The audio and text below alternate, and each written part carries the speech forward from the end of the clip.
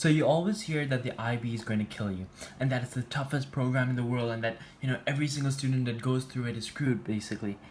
And one major aspect where people complain a lot is the fact that the IB has a ton of coursework.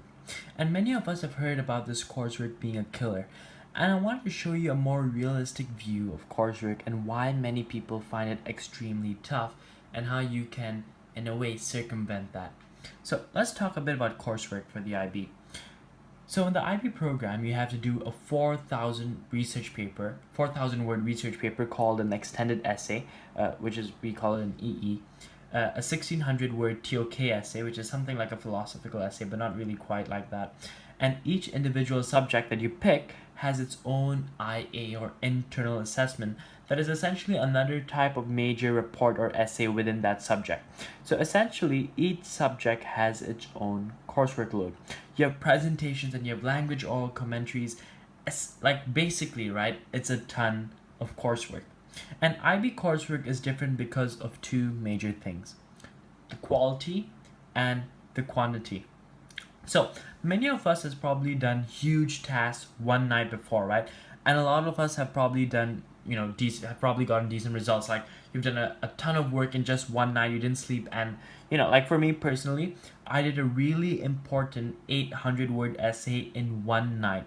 And in that same night, I did a bio lab report and I did a ton of homework all in one night. I didn't sleep, right?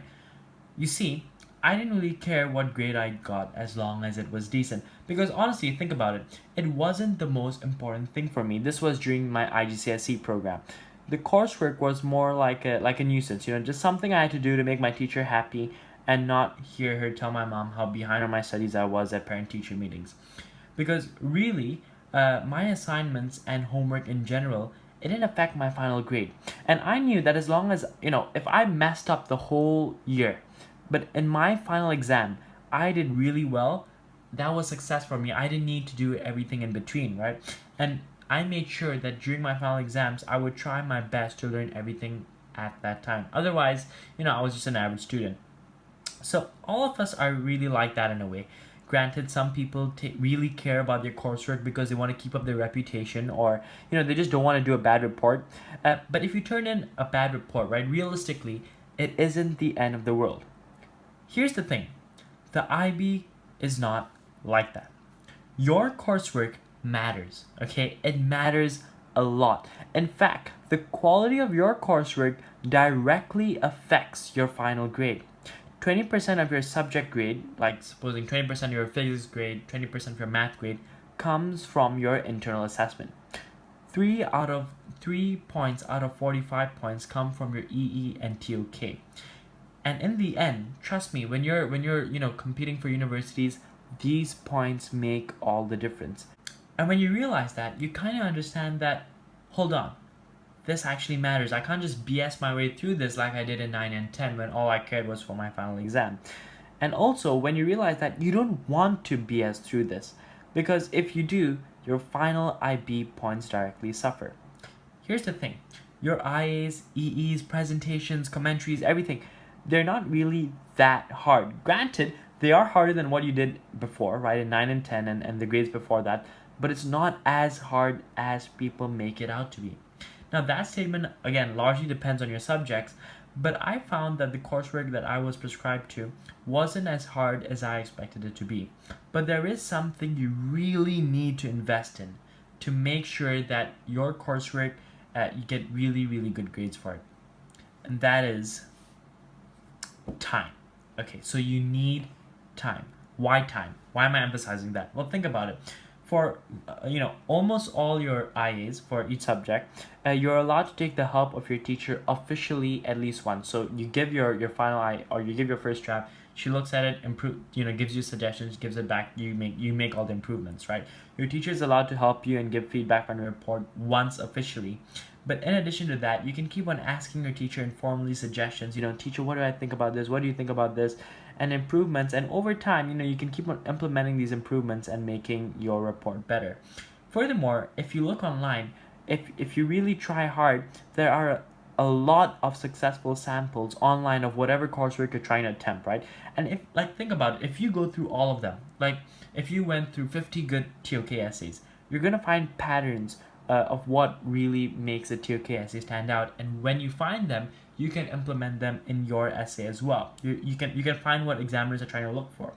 Also, there's the fact of, when you just leave something and come back to it later with a fresh pair of eyes, you get all these new ideas and you can exchange them for older, inferior ideas, right?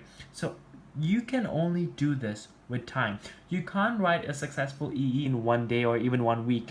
And the people that do amazing ones in a day or in a week, while the actual act of typing in their computer is short, but all the back knowledge needed to know, what makes a good IA, what to include, what to exclude, how to structure it, either their teacher has really explained it to them in class, or they just really know their rubrics. They really know what goes into a good I or a good E or a good TOK essay. It doesn't just pop out of your ass in one night. It doesn't work that way. And even I'm sure there must be some people, who managed to get an A for their EE and they did that in one night and they barely knew the subject. But think about this. They are the exception, okay, not the rule. Don't let your grades, okay, your chances of going into your desired university based on the fact that you're the exception, because most likely you are the rule, and the rule says you can't do this in one night. So think about this, right? What I talked about earlier, before, we're all used to rushing coursework because it usually doesn't matter. So when we take this approach to the IB coursework, considering that we can't rush through it because all of this matters and it counts toward our final grade, and then you multiply that by the sheer amount of coursework you get per subject, things get intense. Now here's the worst part. If you're a bad procrastinator, right, like 80% of us are, you can drag your coursework really close to deadline. Now your school may have an internal date where they want you to submit everything by, or they may have you drag until the final IB dates. So that was like my school. But regardless of when your deadline is, the same thing applies. If you rush through it, you're not going to produce quality. Well, why do you need a lot of time? Well, let me use myself as an example, okay? Think about this. I was looking through my email and I submitted my final EE late February of my last year. Okay, I submitted my final TOK essay early March of my last year. I submitted my final math IA late March of my last year. And I made sure that I maxed out my extensions, okay? I would keep on pleading with my teachers, give me more time, give me more time, give me more time. And I really, really maxed out. My teachers hated me, but I kept on pushing for that deadline.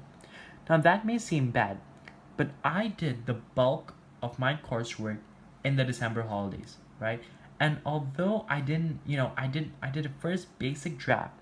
My first 4,000 words of my EE was done by that time, was done by early November, and my first draft of my TOK essay was done by late Jan. So although I submitted it really close to deadline, I was just refining and improving, adding finishing touches. I wasn't writing up my first draft and building coursework from the ground up. So I was really quick to start, but I was slow to finish. However, some people start so near deadline, okay, so near that, even if they knew how to make an amazing report, they may not have the time to include all their ideas. So not only do they have, they have to rush it, whatever first draft they make, because it's so close to deadline, that first raw draft becomes their final draft to be submitted, and their grade essentially gets based upon that, because they don't have enough time to improve and refine and refine. So they aren't even done with the basic versions of their coursework near completion date. So they're late to start and quick to finish, which is the exact opposite of what you want. Now, why is this refining and editing so important? I drew up this graph, and I want you to look at this graph. And you notice that you get most of your coursework done in a short amount of time, right? That's your coursework. That's your first draft of your coursework. Now, I think that most of us know that we can produce a lot of work under pressure if we need to. Yes, a lot of it is probably includes BS, most of the time. But generally, it's decent, right? It can. Let's say your first draft gives you a 6. Now think about this. Let's say you took time to refine with the examples that I gave before. Like you asked your teacher, you looked online, you came back with a fresh pair of eyes, And over time, since you get help and you implement these improvements, over time, your quality of your coursework gets better with your second draft, your third draft, your fourth draft. And also think about this. Have you ever read an essay that you wrote a year ago and thought to yourself, man, I could have done so much better. What was I thinking? This is so basic. I was so dumb. That's because you're looking at it with a fresh pair of eyes and more knowledge. And it's so true in terms of this also, that when you come back to something with a small break, just coming back to it later with a fresh pair of eyes, you just get so many better ideas and you spot weaknesses in your writing that you haven't caught before. And if you don't have time, you can't do this. That you need to go through this longer refining period. If you don't, you end up with this raw first draft that's not going to score as it could if it had been edited and polished. Now think about this, right? A 6 is still pretty good. But let's say, you're refining and editing over a long period of time, bumped up your grade, okay? Maybe for one subject, it bumped up your grade from a 5 to a 6. And maybe for another subject, it bumped it up from a 6 to a 7, and maybe another point for another subject. Not all subjects, but maybe just 2 or 3, and it just bumped up those points. Now think about this. I want you to look at this. 3 points are the difference between a 37 and a 40. Which one looks better in your IB diploma? 2 points is the difference between a 36 and a 38, where a lot of good uni offers start at 38. And think about this. Even if you refine and you edited and you just got 1 extra point, that 1 extra point is the difference between a 44 and a 45. So the point I'm trying to make is it all matters. And think about it, it's not really that hard. You do the bulk of your work in the beginning, right? Like in the previous graph. But with time, you just refine and you edit and you improve. And think about it, the refining period doesn't take as much effort. You're just, making minor changes here and there, minor changes here and there. But over time, that really improves your quality drastically. And all you have to do is work hard initially with much less effort. With a lot of effort initially, but with much less effort, refine and refine until you have that draft worthy of that 7. So you hear this a lot, right? Don't procrastinate, and it sounds overused, and you think that you're the smart student who has pumped out great essays before in one night and has done the impossible in a short amount of time. And I also thought that I was that person. That night that I told you that I made that 800 word essay, the next day my teacher came up to me, 2 days later she comes up to me and she says, I was about to cry when I read that essay because it was so beautiful. I've never read an essay that good. So I used to think I was that person, that you can, you work well under pressure. And even if that is true, right? Even if you are that person, should you really leave it to the end when your stress levels go through the roof and you can't produce as good a job as you can? Even if you work well under pressure, even if you produce your best results under pressure, you should get the majority of your work done, under pressure, and with less pressure, refine and edit and improve. Pressure yourself a lot in the beginning and take time, chill while refining later. So even if you're not aiming high for the IB, get your coursework done and out of the way. Your stress levels will be lower and you'll overall produce a better job. Okay, if you could take away anything from this video, right? If you want to skip ahead because it's a long video, I'm checking the time. It's almost 14 minutes and 18 seconds in. It'll be this. All right, these are the key takeaways, and that's basically you can't rush through your IA, your EE, your coursework because it counts to your final grade. So you need to produce quality, and if you delay doing them too long, it's going to be too close to deadline. So you're gonna rush it. And if you rush it, you can't produce as great quality, as great reports as you could. All right, don't shoot yourself in the leg by procrastinating. Remember, it's not that coursework is hard, it's that time isn't your friend and your score matters. Okay, hope that helped. Any questions, email me or post in the comments below. Have fun.